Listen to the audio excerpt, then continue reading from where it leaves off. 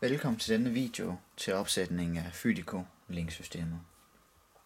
Når man har monteret den her terminal på sin båd, og man er klar til at sætte systemet op på båden, skal man starte med at sende en sms, hvor der står Fydico, mellemrum, og så bådens navn. Det må dog maks være 8 tegn, og det skal også være sammenhængende ord. Vi vælger Lisa her. Så sender man sms'en afsted til Fydico systemets nummer.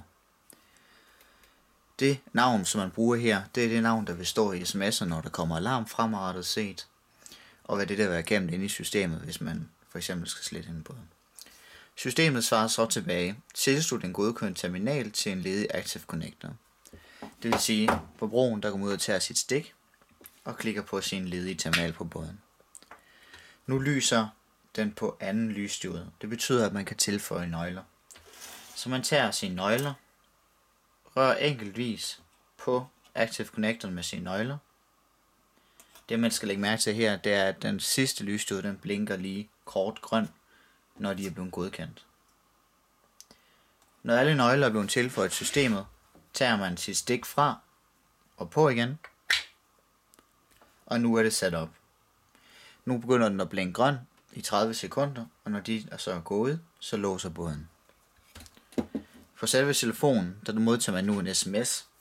Fydico er aktiveret for Lisa.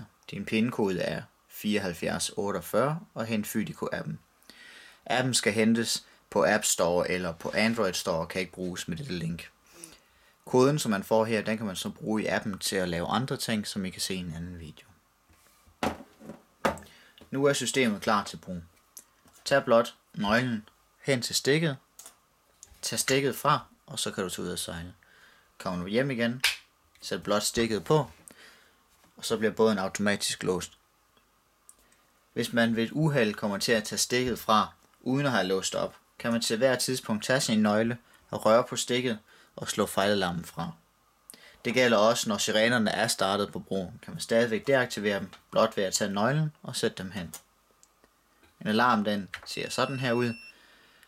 Der går nogle sekunder før selve sirenerne starter. Og i den her tid kan man uden nogen ved det allerede stoppe alarmen. Der er ingen der er blevet informeret på det her tidspunkt, at man har lavet en fejlalarm. Så det er selve opsætningen af Fydico Link.